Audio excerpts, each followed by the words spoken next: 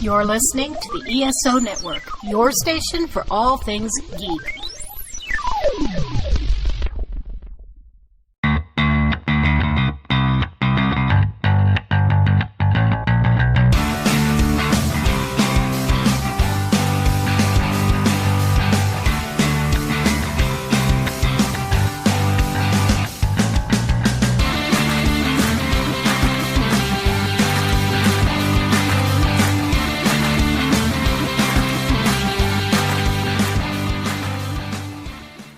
Hello, music fans. Welcome back to Modern Musicology. And we have singer, songwriter, drummer Stephanie Seymour. Hi, everyone. DJ and journalist Rob Levy. Hey, don't be grody to the max. Totally. Bass player and international man of mystery, Anthony Williams. Good morning, good afternoon, good evening, wherever you are. And I am author, drummer, R. Alan Seiler. We are here to talk about the amazing year that was 1984. Now, in our last episode, we covered some of this stuff already because we talked about all of the hard rock and metal albums that were released in 1984. And there was a hell of a lot of that. But there's so much more to go over. So we have our second episode of 1984, and we're going to be talking about all the other stuff that happened that year. Do you guys remember where you were in 1984? Like, let's put some context into what we're going to be talking about. It was an odd year for me because it was my final year of high school. So for half the year I was in high school. And then half the year I was, or in the fall, in winter, I was at NYU in the city. So, and I was pretty much living at Danceteria at night. So that's where I was. And I found out a lot about a lot of this music from Danceteria videos and stuff like that. I was -3. Oh, well. And I'm old. Well, you're not the oldest, though. No. Because that's still me. Where were you, Alan? Well, this was 3 years after high school for me. And I didn't really start a college career until 10 years after high school. So it's going to be a while before I go to college. And I hadn't quite yet started my career as a music retailer working for Specs Music in Central Florida. That comes next year in 1985. So right now, I guess I'm just kind of working and hanging out with friends and just listening to a lot of music and going to a lot of concerts. I think I was a freshman in high school, border freshman, sophomore in high school. And I was going to the Animal House, which was a teen juice bar here, kind of like you were going to the Danceteria. This was like a under 21 bar in an old movie theater, and I could walk to it, which was great. And they literally got every 12-inch single and video that came out, and all the dance tracks, 12-inch like single things and crap like that. And so I was going there on Friday nights, and then I was doing like most American kids were doing, and I was going to the mall to buy a lot of my music. Or I was cutting classes at school to go down the street to the indie record store that I found and suddenly buying every type of punk rock and new wave record I discovered. 1984 is the year I went to San Francisco because my grandma was sick. And my grandfather had a shortwave radio in his den. And I was listening to, I believe it was KUSF in San Francisco, the college radio station out of University of San Francisco. And I literally heard The Clash and The Jam and Simple Minds, and it completely turned me completely left-handed turn into like sort of indie music, I guess is the way to phrase it. One day a month, I was working at the indie record store in town because if you did inventory, they would give you record store credit, which was like gold. So that gives you some cultural context for what I was. And then, when we wanted the downtime, we went to the mall and went to the arcade and the Music Land or the Sam Goody. Oh, no, it wasn't Sam Goody then. It was Camelot or Musicland. So there you go. All right. So 1984 was a huge year for the music industry. And there were all these albums that came out that year that all you have to do is say the album title. You don't have to put any context to it. You don't have to name an artist or anything like that. You just say the title and everybody knows what it is and what it means. And I'm talking about Purple Rain, Private Dancer, Born in the USA, Like a Virgin, Stop Making Sense, Unforgettable Fire. and a couple of soundtracks, Footloose and Beverly Hills Cop. So some of these we're going to be talking about tonight. Some of these we're going to be saving because like we have a special episode on the 40th anniversary of Purple Rain coming up, and we were planning on doing a review of the Talking Heads documentary, the movie Stop Making Sense. So we're going to be talking about those things coming up. So we're going to touch on some of these other things, but there's a whole lot of other amazing stuff that's happening in 1984. I could not believe the volume of releases this year, and I was trying to figure out why this was such a huge year. And then I was thinking maybe it had something to do with MTV and a couple years culmination of everyone wanting to have, like a video out, and and this seemed to be like maybe a result of that. I don't know. So part of this, because I was reading a book on 1984 in music, and yes, a lot of it is MTV, but 1984 is also the year that a lot of licensing and merchandising and stuff sort of changed for artists. It was sort of this like groundbreaking year because a lot of artists started to put out their own music because there was so much of a demand for it. The CD was just coming, but vinyl, everybody was buying vinyl. Yeah. So it was easier for labels, particularly in England, to get bands just to put out their own records. So a lot of things like 99 Luft Balloons came out sort of on their own and then found their way onto major labels. So it's the very beginning of the college radio boom in America. Oh, yeah. There's just more stuff because there's more radio stations, and MTV made it possible that people wanted more of this. You have the very end of the that first British invasion we had from 82 and 83, because you've still got Culture Club charting this year, and you've got all these artists coming from England. I mean, if you're an Anglophile and you like music this year, it's insane, right? I mean, you've got the Clash this year, all kinds of stuff like that. So you've got MTV, you've got the rise of independent labels, you've got indie radio starting up. You still have in Britain a huge amount of pirate radio going on. And then you also have, with the rise of hip hop and the way that things were going in England, the rise of club culture. So you have more 12-inch singles. So it's just everything, this mass consumerism sort of all came together in 84, 85, and 86. And there were more radio stations too. Yeah. I mean, there were, I was looking at old radio stations in St. Louis in 1984 that were like top 40 or whatever. And I'm like, wow, there was like maybe one station that played hard rock. Everything else, there's like no talk, nothing like now. Most of it was top 40. So I think there's more radio, there's more demand. I think that's the core of it. Mm-hmm. I will talk about one of my favorite records, really one of maybe top 50 records of all time, which is Simple Minds' Sparkle in the Rain. Nice. Yeah, this is definitely my favorite Simple Minds album. And this is sort of when they started going a little bit more bombastic sounding, I would have to say, rather than, maybe like artsy. I mean, it was definitely a breakthrough, like commercial kind of success for them with Waterfront and Book of Brilliant Things, Speed Your Love to Me. And also this was interesting because Steve Lillywhite produced them, and he had wanted to work with them for a long time. And I really just think he made them sound very big. And that was kind of what they were going for in a way. And one of my favorite memories, I remember this like it was yesterday. I was at the Beacon Theater for this show in New York City. And I remember I was in the balcony, and just as they were playing Waterfront, everyone was just like, the whole song was just building and building and building. And the lights, just as the song crescendoed, the lights blared into the audience, just like brilliant white light. And people just went fucking bananas. It was just an insane moment. And I really do remember it like I was right there. It was just one of the best shows I've ever seen also. It was so great. So that's one of my favorites. And I think The Kick Inside of Me is my favorite song on that record. Yeah, that's a good album. And I figured that somebody else was going to mention Simple Minds, so I didn't bother putting it on my list, but man, that's a good record. That's a good one. Yeah, that was my gateway to Simple Minds, because I bought that one and I went back and got New Gold Dream. Oh yeah, great record also. And also, they were kind of starting to break, like you said too. Oh, this was a huge, this was their big break, yeah. Because Don't You was after this, I think. Don't You was 86, right? Yeah. Mm-hmm. Yeah, 86, 86. So I knew that they were getting close to getting big, but it was definitely, because I bought New Gold Dream and then I bought some of the early stuff, and I'm like, whoa, wait a minute. So different, I know. Yeah, so it was really interesting.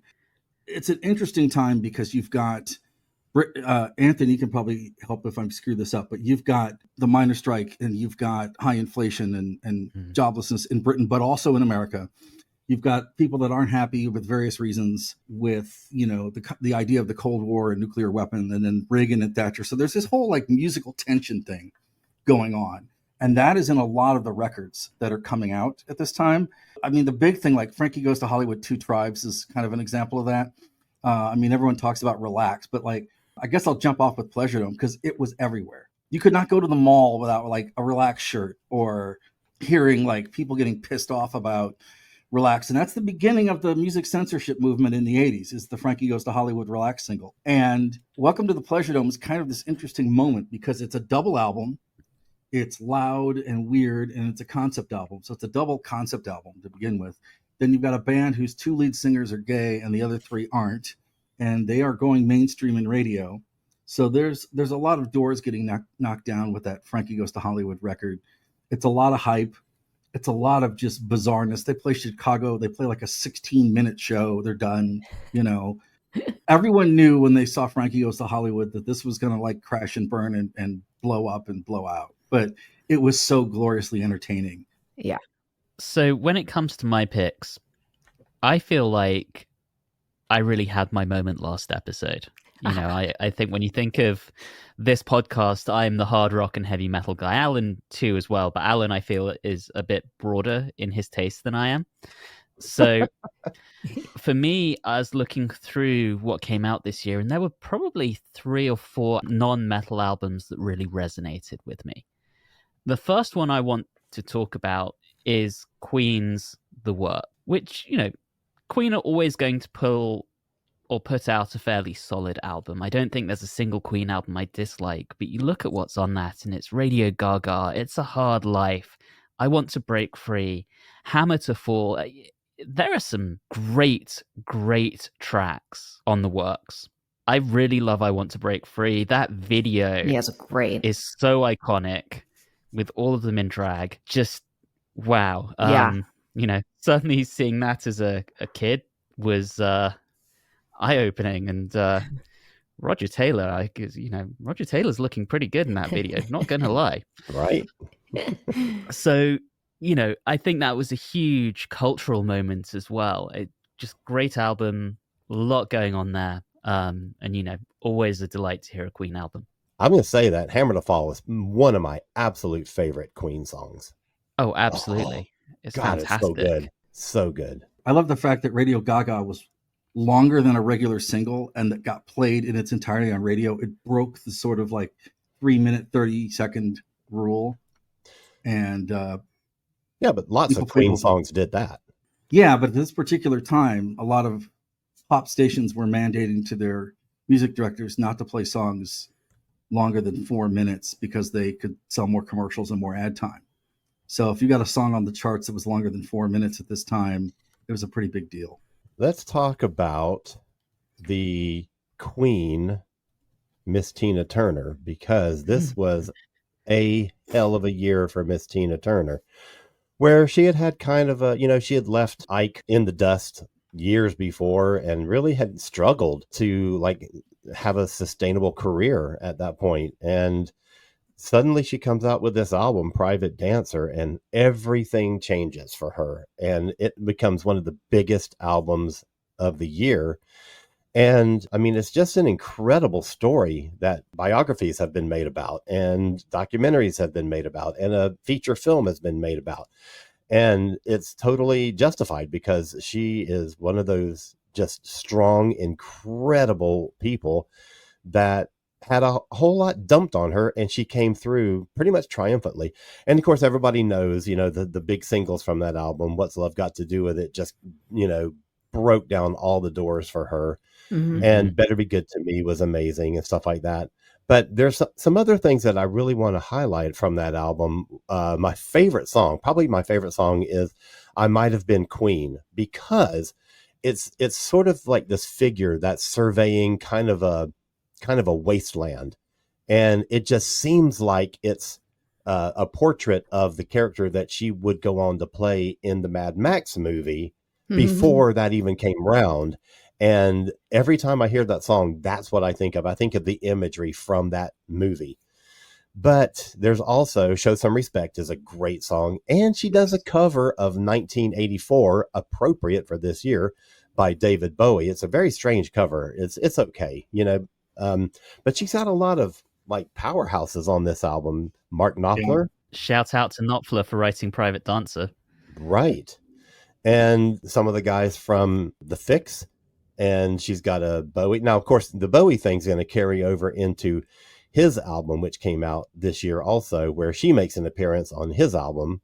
And I'll talk about that in a minute. But yeah, this is a lot of stuff going on here. She's got Jeff Beck playing a guitar solo in Steel Claw.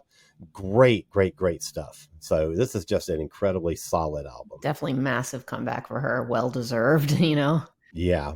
So I just want to kind of pick up where Rob was saying about the sort of unrest, political unrest, and especially over in the UK. And Paul Weller was a huge, he was definitely like an outspoken musician, had a lot to say. And this is the debut of, well, it's not really the debut because they had a mini EP before this, a mini LP called Introducing the Style Council.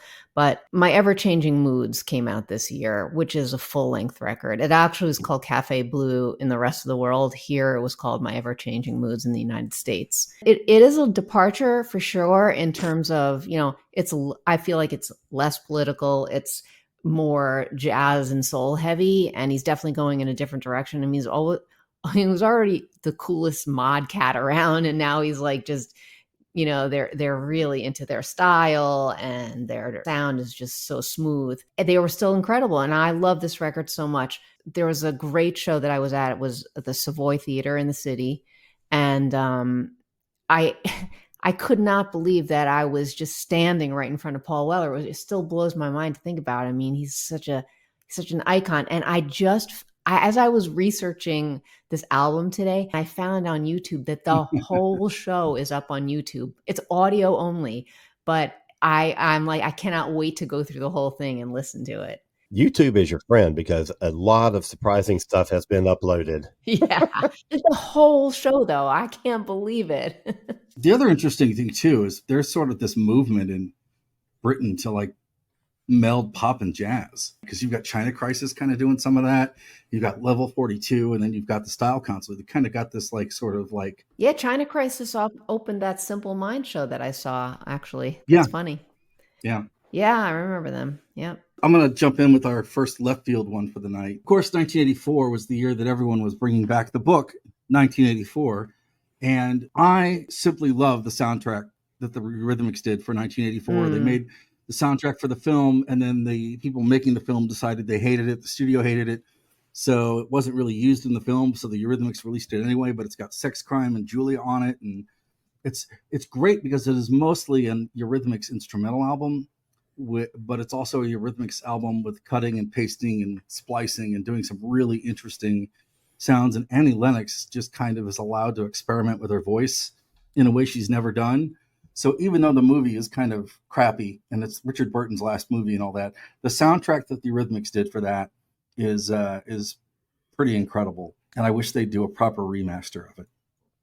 Well, I wish they would just re-release it because it's been out of print for a million years now. It's not been available anywhere for a long time. And it is an amazing album. It is absolutely one of my favorite Eurythmics albums. My favorite album by them comes a few years after this. It's 1987. But this one is the closest, I feel, to what they achieved on that later album, with that mix of their early electronic stuff with the sort of experimental song structure that they would go to later on. And I just think this is an amazing album. It's just absolutely brilliant. And you can hear it. You can hear them like having the freedom to do whatever they want. Yeah.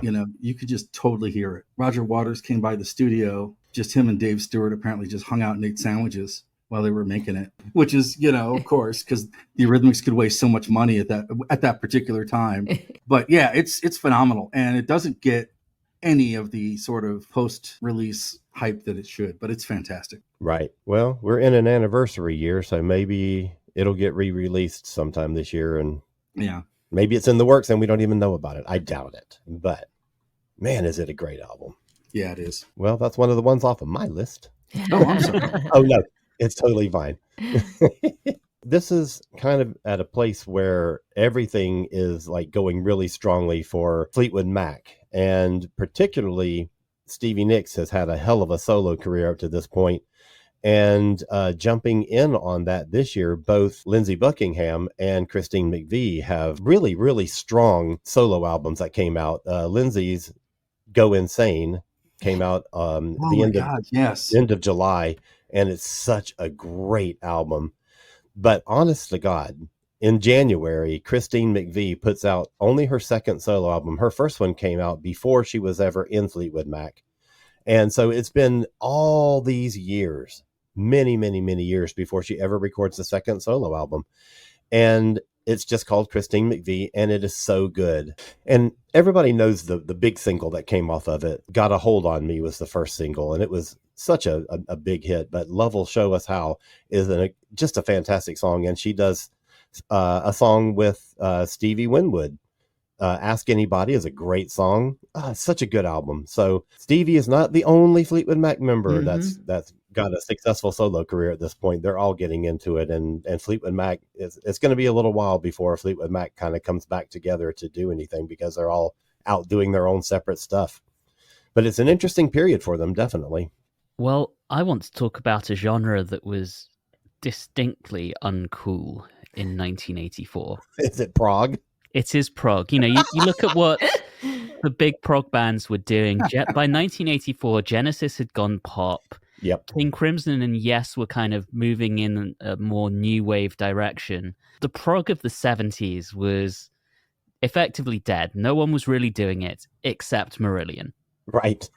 And Marillion put out Fugazi that year, their second album. And it's not my favorite Marillion album. It somehow managed to make it all the way to number 5 in the UK album charts when no one was listening to this stuff. That's somewhat amazing.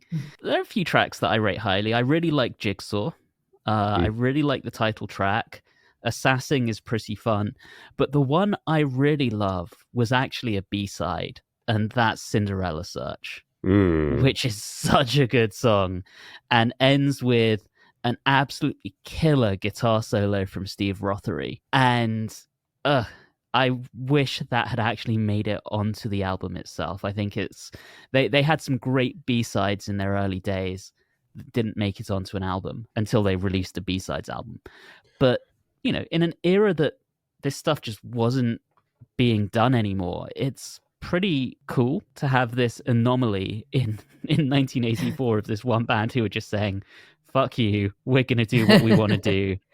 And there are enough people who are starting to get nostalgic for this kind of thing that we're going to do okay with it. Yeah, like it's bold. They kept to their what they wanted to do. Yeah. All right. Well, I have a complete opposite from prog rock. I'm gonna switch it up.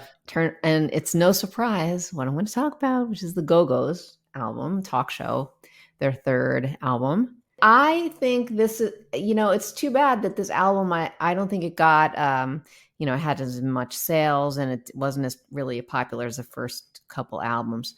But there are really some great songs on this album, like Beneath the Blue Sky is so good.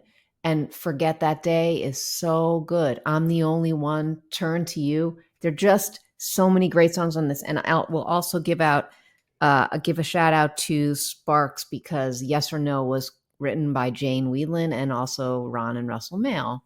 So another great song on this album, produced by Martin Rushton. And I think you can really hear that on this one. It's definitely he was in his, huge synth sound phase coming off, the heels of Human League. And this album definitely has that kind of vibe with rhythm tracks in it. I think another thing that hurt the album is, of course, they released the third single, which was Yes or No, and then they basically announced that they were breaking up. So that didn't do them any favors, I don't think. It never does. No, they obviously got back together, and they put out many things, but this was the last thing they put out before God Bless the Go-Go's, which was, I think, 2001. Yeah. Yeah. Yeah, a long time after this. Yeah, a long time. And this was also where they started to really have internal problems too, Yes. because some of the girls were a little miffed that some of them were making more money than the others. Yeah. And, they were like, it should be split evenly. And Jane was like, yeah, but Charlotte and I are writing all the songs, so Yeah. we should be getting our cut. And they said, but your songs wouldn't sell if it wasn't all of us playing them together, so we should get an even cut. And So it was a really weird time for them. It definitely was. And also the fact that Jane, wanted to sing her song "Forget That Day," and that they basically vetoed that, and that really pissed her off too. She was just like, fuck it, I quit. Right. But that had been going on since the first album. She wanted to do the lead on Our Lips Are Sealed, and basically Belinda said, no, that's my job. Mm-hmm. And she got to sing the bridge part, Yes. so that's a consolation prize. But, she had been told no before this. So I'm sure that an accumulation of those things really turned her off. Yeah. Sort of keeping in the wheelhouse of being different. You guys talked about most excellently how metal and hard rock was happening that year. And we'll get to some of the punk stuff in a minute. But I don't think people really understood until at least 10 or 15 years later how Run-D.M.C's Run-D.M.C really, really broke the door open for hip hop. Right. I mean, there's other hip hop. Houdini put out a record that year that was great too. And don't laugh, but the Fat Boys put out a record for that first Fat Boys record. Yeah. It's now a pop record. So you kind of see hip hop knocking on the door. And once David Bowie tells MTV, hey, you need to have more people of color on your network, the doors are open. And Run-D.M.C, for some reason, were able to really do that, because I could hear them at the mall. I could hear them at the roller skating rink. I'd hear them at the swimming pool. They kind of just had a record that, even though it wasn't getting played on like necessarily commercial top 40 stations, it was getting played like other places that people congregated. Like so Rockbox, are you talking about? Yeah. Rockbox was filmed at Danceteria, and it was like, that's where I heard about them first too. Yeah. Yeah. It was like in the zeitgeist. And I was at our club night thing, and Saturday was always hip hop night or rap night. So I always went on Friday, and then once in a while I go on Saturday, right? That was the record that broke between both nights. And that was really cool, because living in, this part of St. Louis that was really a sort of cultural and economic divide, that record really did a lot for breaking down some doors and getting people that would not normally have conversations about music to have conversations about music. Mm-hmm. And Rockbox also got played at the clubs. Which I think you just kind of alluded to. And I think when you look at when did hip hop really, really make it big, everyone's like, oh, Sugar Hill Gang. It's like, yeah, but they didn't have any sustainability. And that Run-D.M.C record had some legs on it. And they also were really smart, and they used MTV. When they got MTV, they used it. They had an image, they had a brand, I guess we would call it now, and a sort of uniform to what they were doing. And that really helped rap break out and get a lot of rock people into digging them. This is definitely the album that was sort of like the forefront of the new school, hip hop movement of the 80s. I mean, this was definitely the dividing line and groundbreaking, Yeah, absolutely. This was one that was on my list too, but I knew that either Stephanie or Rob would bring this one up. So I didn't even need to, because I knew that it would come up. But man, this is a game changer. It is. It also was one of the first big American rap records to really break in England. For a while, it was outselling anything that was coming over from here. Since I kind of mentioned it a minute ago, let me talk about Mr. Bowie, who has just come off of the biggest year of his career, where he had a huge album. You may have heard of it. It's called Let's Dance. It had massive singles from it, one of the biggest world tours in history. And his record label, his new label, EMI, who had just signed him, were like, we got to have more. We got to have more. And he's like, I have been so busy for the past year and a half. What do you expect me to do? And they said, we expect you to put out another album this year, 1984. So he put out another album, and it was called Tonight. And it is not good. It's got some good stuff on it, but the majority of it is not written. It's not like new songs that Bowie has written. It's either cover songs, or it's things that he wrote for and with Iggy Pop that he borrowed and like re-recorded for this album. And, there's some highlights from it. The big single off of it is Blue Jean, which everybody knows that. Loving the Alien is a great song. And the reason that I mentioned it earlier is because with the Tina Turner connection, Tina sings co-lead on the title song Tonight, which is one of those songs that Bowie and Iggy had done years before. And it's, it's okay, but there are some dire moments on this album. He does a cover of the Beach Boys' God Only Knows. Yeah. Terrible. And then he also does a cover of I Keep Forgetting, which was written by Lieber and Stoller. Of course, everybody knows Lieber and Stoller. Awful. Absolutely awful. Yeah. But then there's some highlights too. Like there's one of the other Iggy Pop songs that he sort of co-ops for this album, Neighborhood Threat, is really good. And then the last track on the album, Dancing with the Big Boys, I love it. It's one of my favorite Bowie tracks. So it's very much a mixed bag where it's like most of the album is covers or borrowed songs, and the new tracks that were written for this album, like Loving the Alien, are fantastic. But oh man, the instrumentation isn't good. I mean, this was one of those albums where he's like, you know what? If you're the producer, you take care of it. Because I'm so busy. I'm just going to come in at the last minute and I'm going to sing my parts. And that's it. That's basically my involvement in this album. So it's got like marimba and all this kind of shit all over it that just doesn't sound like a Bowie album. And I hate to, dog on my man Bowie, but just not. I mean, to follow up Let's Dance which is a good record with this. Oh man. Well, also you can't however many records over his career, they can't all be giant hits. So, it's a mixed bag. Absolutely not. Especially when he's been on the road for over a year and his record label is pushing for a new record that he doesn't have yet. He doesn't have a record written or anything conceptualized even. So he's throwing something together. So I mean, it's totally understandable that it's, doesn't turn out that well. And of course it was successful, just riding the wave of Let's Dance is going to make it successful. Blue Jean, the first single that came out, had that extra long mini movie of a music video where he plays two different characters. And that got a lot of traction. That was a really cool thing. And it's a cool little catchy song, that I'm trying to convince my Bowie tribute band to play because I think the audience would love to hear it. That's cool. Yeah. Yeah. So not a good year for Mr. Bowie, but that's okay. 85's coming around and he's going to have a big upswing next year. So yeah. So I guess kind of David Bowie adjacent.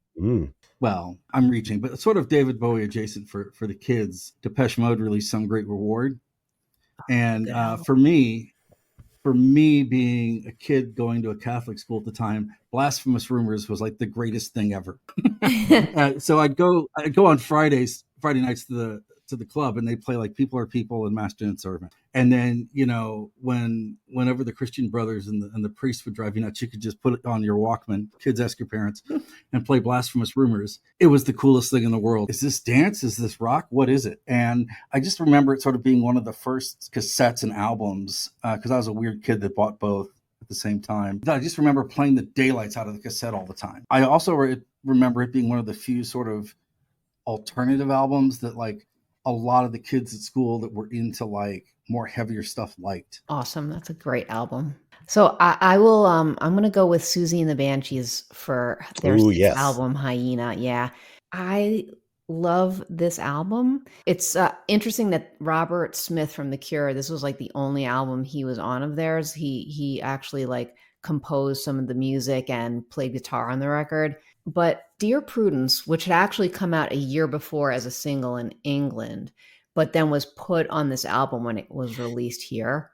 That is to me one of the best Beatles covers like ever. I just love their interpretation of it. It really has their own flourishes, and they even changed like the time signature in some parts of that song to just make it flow in a different way, which I generally would probably object to, as a Beatles cover, but I think it totally works for this song. It was actually the only album of theirs that went into the Billboard Top 100, and it was massively huge at Danceteria. Again, I know I keep going back to that, but like it was just such a big thing, and everyone was just obsessed with Siouxsie.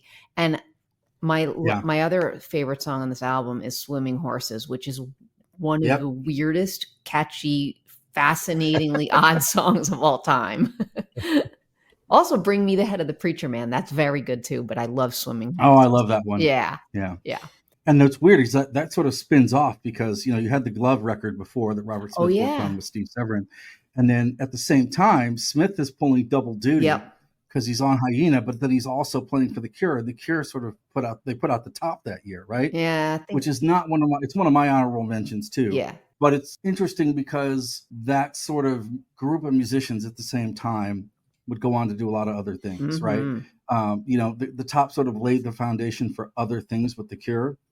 And Siouxsie sort of ended up developing and doing what she wanted to do. But then some of those guys would be in Public Image Limited and The Damned and other various bands down the road later. So it's kind of interesting, too, how you sort of have this like core group of like quasi-goth guys just doing really cool records. Yeah. Like original punk / quasi-goth. Yeah. Mm-hmm. Yeah. Speaking of quasi-goth, just honorable mention to Nick Cave and the Bad Seeds with their debut From Her to Eternity.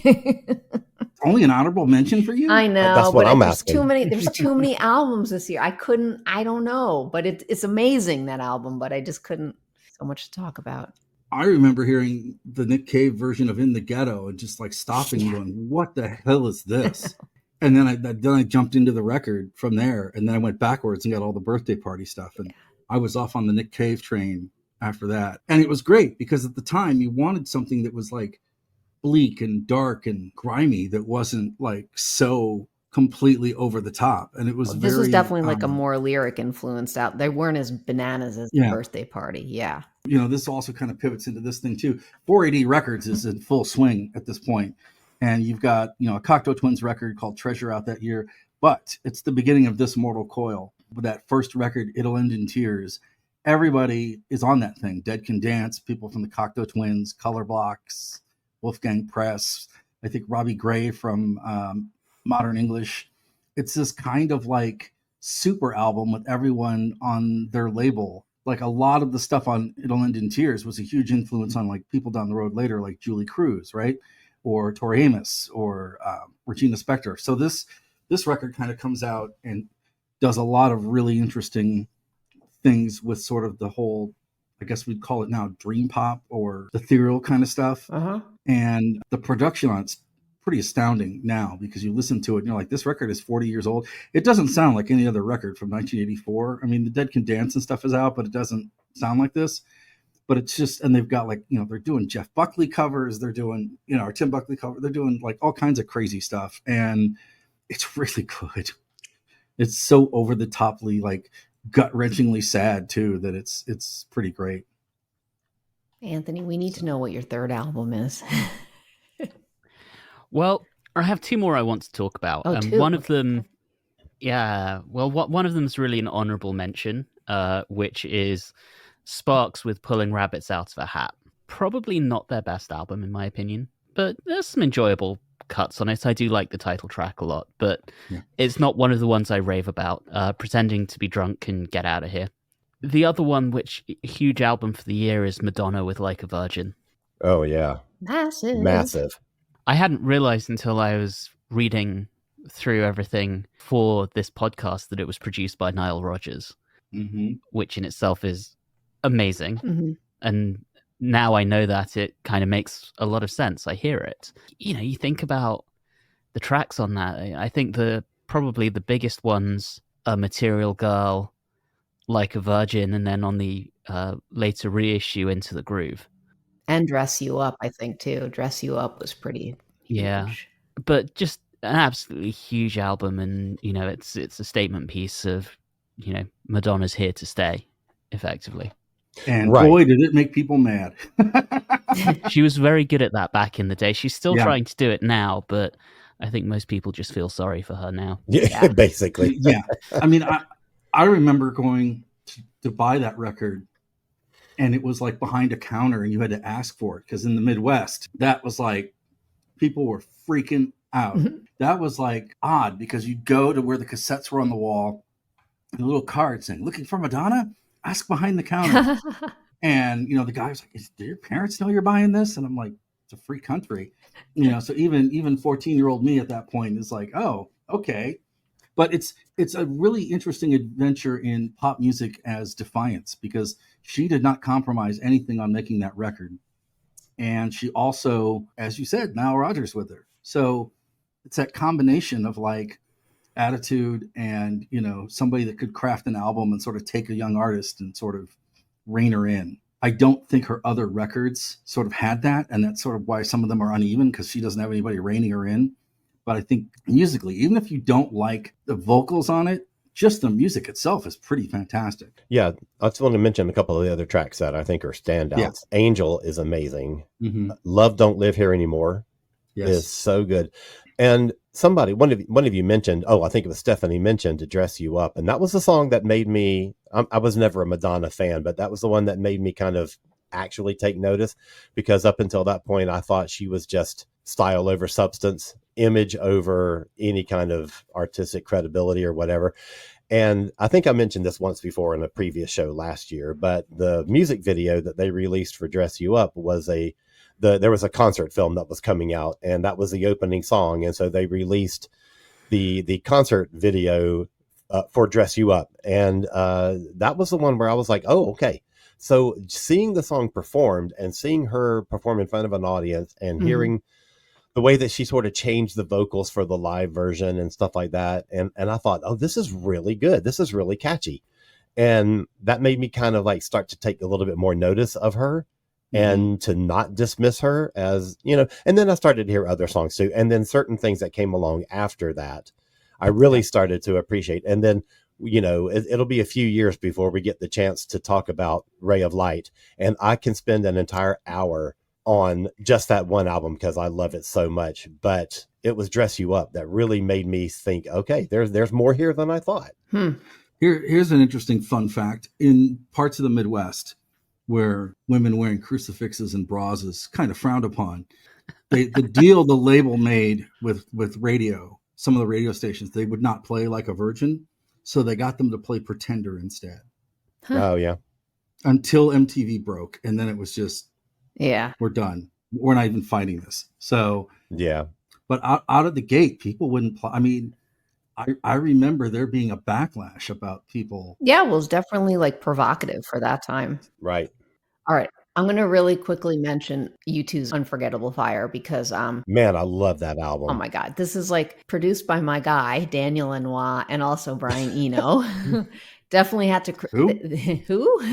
They had to really convince Chris Blackwell, who owned Island, to use these guys because Chris Blackwell was fearing that they would be going in a more arty direction rather than their big, kind of like bombastic, like War Part 2 kind of thing. But they convinced him, and I think it was just like, I think it's a little bit of an uneven album, but when it's great, it's absolutely bananas great. And I remembered like just sitting in my dorm room playing that first song, A Sort of Homecoming, over and over and over and over. Like I played it so much that I would sit there for like 2 hours and just play that song.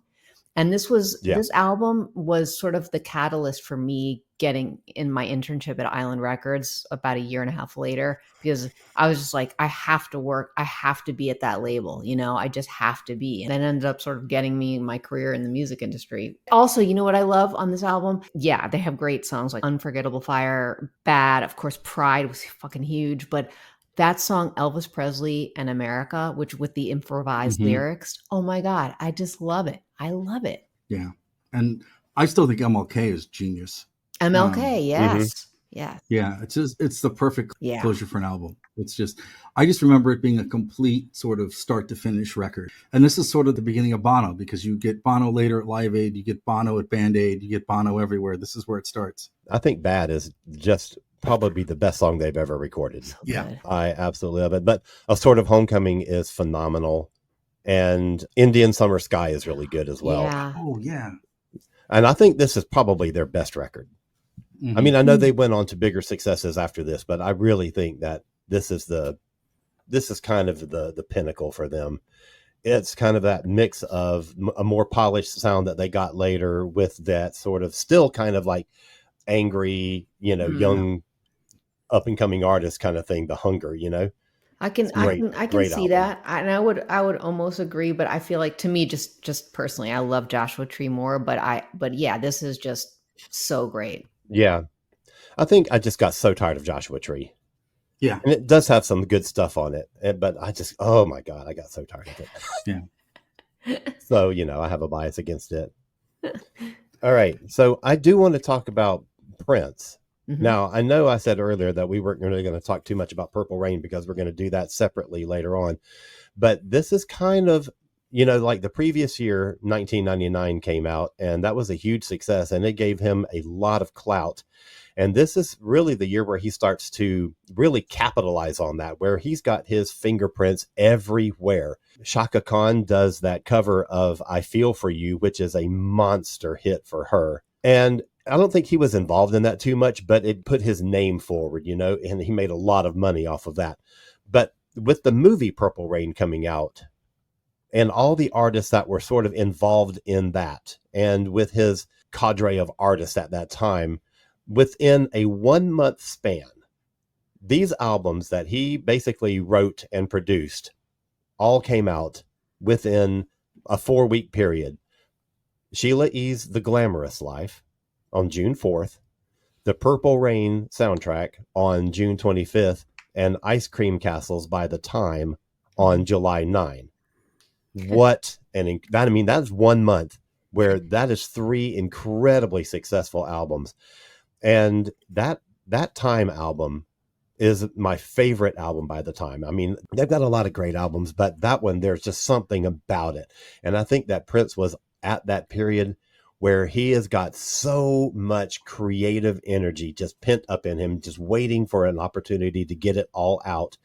And this is where it really starts. Now, over the next, I don't know, man, like 8 years or something like that, he just has this incredible run of all these artists that are doing stuff that either he is involved in or he has written for them or whatever. And this is the start of that. Now, later in the year, again, tied to Purple Rain, and this is not a big success like all the other ones were, but Apollonia 6, their album came out, and that's all. The previous year, it was Vanity 6, and Vanity was supposed to be the co-lead in the movie, and then she got religious and left Prince and all this kind of stuff. So he's like, well, I need to find somebody else. So he found this lady named Apollonia, and basically the 2 other girls in Vanity 6 put Apollonia in front of them and said, now you're going to be called Apollonia 6. Mm-hmm. And Apollonia is going to be, my love interest in the movie. So, Yep. But I mean, that is just an incredible output for an artist that, I mean, the 80s, particularly the mid to late 80s, is where Prince is the most prolific artist there is. Whether it's writing his own material or writing and producing stuff for other artists, he has got so much stuff just pouring out of him. This is also incredible that the Bangles All Over the Place came out, which is I was going to talk about it, but we don't have enough time. It's I think it's my favorite Bangles album, but this is when Prince heard them because of the tour they did this year, and then he wrote Manic Monday for them for the next album. So again, a huge hit. Absolutely. It was the pseudonym Christopher. He didn't say that. It wasn't Prince. Right. And he did a lot of that too, because Warner Brothers was kind of like, you're spreading yourself too thin, but everything he wrote was incredible. Mm-hmm. All right. Well, I guess we will take a quick break here, and we will be back in about 30 seconds, and we're going to do some honorable mentions, and then we'll do our little wrap up. So stick around. Who are you? I'm Paul. I'm Sean. And I'm Dan. What do you want? We want to review every episode of the 1990s sci-fi TV series Babylon 5, Its TV movies. And its spin-off series, Crusade. Where are you going? all the way to the end. Who do you serve? And who do you trust? We serve the one and our listeners. Who are you? We are the Epsilon 3. All right, we're back. So what's some of the things that we wanted to mention that we really didn't get a chance to talk about? Because, I mean, 1984, how are you going to get... We divided this up into 2 episodes, and we still can't get everything in that we want to talk about. So what's some other things that we should mention? I'm going to list like 6 albums, and I'm just going to list the names. That's all. The Pretenders Learning to Crawl, Yeah. The Alarm Declaration, The Cars Heartbeat City. I mean, you could not turn on MTV without seeing a Cars video. In Excess, The Swing, REM Reckoning, Echo and the Bunnymen, Ocean Rain, and David Yes. Sylvie and Brilliant Trees. Oh, and Hall & Oates Oh, yeah. and Bam Boom, also huge for them. If you hadn't mentioned Hall & Oates, I would have been shocked.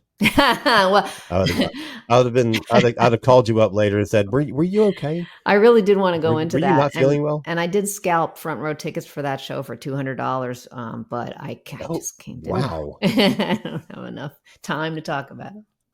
I just want to say that Pretenders record, Learning to Crawl, was massive, and just like, it's 10 tracks. Every single track is incredible. It is. And the big hits, Middle of the Road, Back on the Chain Gang, Show Me, all those songs are really good, but Time the Avenger is phenomenal. My City Was Gone is possibly the best Pretender song ever. It's just, what a powerhouse of an album. I was so worried about that album when it came out because, of course, it's James and Pete were not here and they were not on it. And I was like, is this how can this measure up? And it was like mind blowing how great it was. I'm glad you mentioned Ocean Rain because it was on my list. It's probably one of my top 5 favorite records of all time. I mean, outside of Killing Moon, you've got Nocturnal Me and Seven Seas and, actually Ocean Rain itself. It's a masterpiece produced by Bill Drummond, who later would be in the KLF. We kind of mentioned it at the top of the show, but there was a couple of soundtracks that were huge this year. One of them was Beverly Hills Cop, and it had like 5 singles off of it that were monsters. The Heat Is On, New Attitude, Axel F. Those were huge. Stir It Up, the 4th single, which was the second Patti LaBelle song on the album, didn't quite do the same bit of business that New Attitude did, but I think it's a better song. And then Neutron Dance by the Pointer Sisters, just an incredible record. But some other ones that I thought, I should mention, Tommy Shaw puts out his first solo album, Girls with Guns, which I love. Jefferson Starship does their final album with Paul Kantner. And since he's the only original member that's still in the band from way back in the Jefferson Airplane days, and he gets fed up with their nonsense and he walks away, he takes the name Jefferson with him because he's like, well, that's mine. So they go on from there, called Starship, and they produce a lot of awful schlock. There's a couple of albums this year that I'm not too complimentary of. Yeah. I think there are a couple of debuts that need to be mentioned that we haven't talked about. One is Bon Jovi's. Yeah. True. Yeah. And John Bon Jovi is on record as saying he didn't think they were a good band until they got to Slippery When Wet. So it's probably why none of us talked about that. But, right. This was the year they announced themselves to the world, as well as the Red Hot Chili Peppers. Yes. They released their self-titled first album then. I know, Stephanie, I think you're the only one of us who really likes the Red Hot Chili Peppers. Yeah. But, you can't deny they've been a huge, huge band over the last 40 years. Yeah. And again, hugely significant. 2 other ones I want to mention. Public Image Limited, This Is What You Want, This Is What You Get. Yes. Totally. Oh, yeah. And Dire Straits puts out a live album, Alchemy, and it's great. Any live album that has the full 13 and some change minutes version of Telegraph Road is just going to be mind-blowing anyway, and that's well worth a listen if like me, you love Knopfler's guitar playing. Right. A couple more. I know we don't normally talk about greatest hits albums in these kind of shows, but that Bob Marley Legend, I had that on the my greatest list, hits one, actually. Yeah. was monstrous. I mean, that was the thing that really solidified Bob Marley in a lot of people's minds, especially in America. I think that was really when he came into massive consciousness. And another one that is just completely off the wall. So one of my favorite television shows of all time is a British comedy called The Young Ones. And it's basically 4 flatmates who are kind of archetypes. One is the anarchist, one is the heavy metal headbanger kind of guy, one is sort of a business major who does nothing to further his career. He's just a lazy, rich kid. And then the hippie is called Neil, and he's played by a guy called Nigel Planer. And in 1984, Nigel puts out an album called Neil's Heavy Concept Album. And he does the entire thing in character as Neil. And it's a mix of original songs, some covers, and some spoken word, sort of like comedy skits. And it is wacko. It's amazing. It really is. Yeah. And he has committed. And this is really like 1985 is when, I think 1984 is the last year that The Young Ones is on the BBC. 1985 is when MTV picks it up and runs the whole series over and over and over and over. So, you know, that's when anybody in America would have known who Nigel Planer was. So I just thought I would just throw that out there because that is just a bizarre pick. Yeah. I forgot to mention 2 albums that I love. Pat Benatar's Tropico, which had like huge single We Belong. And totally forgot who the other one was. You guys, I'm losing my mind now. Hold on, let me look. Oh, Sade. Sade came out. Yeah. We didn't even mention that, but I just think how huge Diamond Life was. Right. Yeah. Oh man, that's such a good album. Sade, I think her later albums, well, I should say their later albums, the band is Sade. Yeah, Sade, yeah.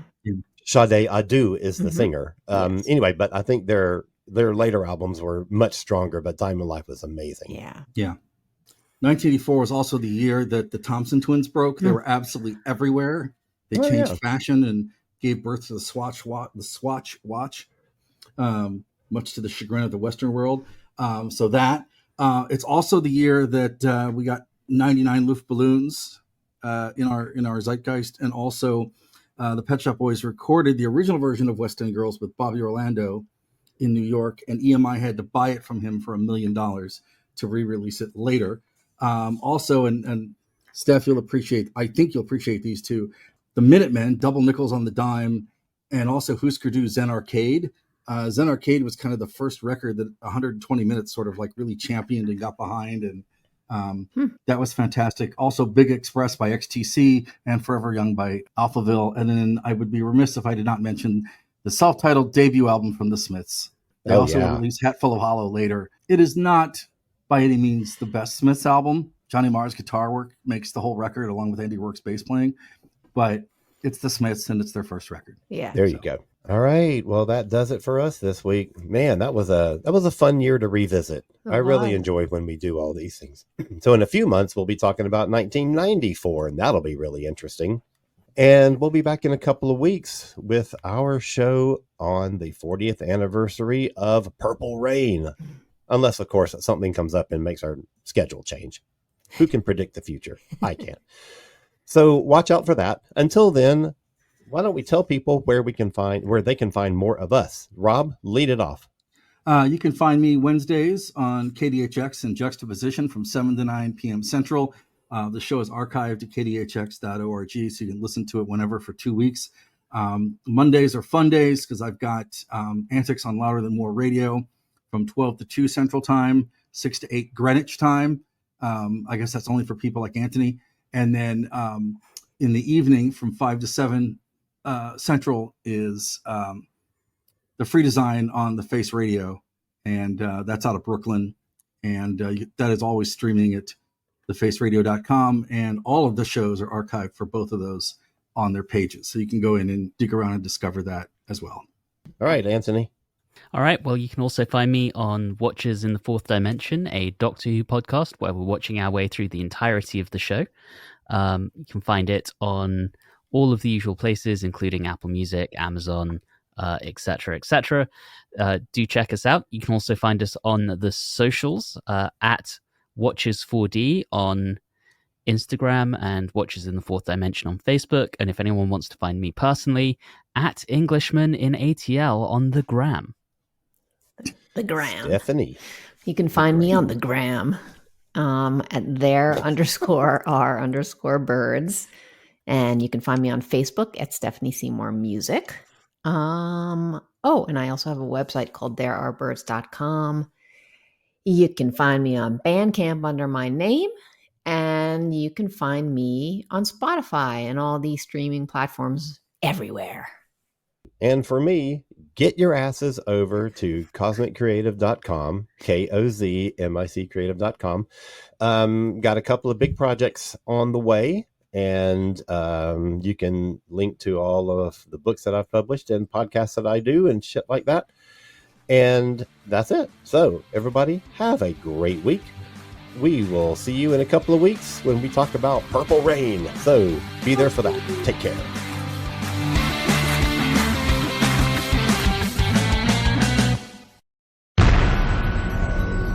This has been a broadcast of the ESO Network. Be part of the crew and help support our shows by donating to our ESO Patreon or by shopping at the TeePublic store, which can all be found at www.esonetwork.com. The ESO Network, your station for all things geek.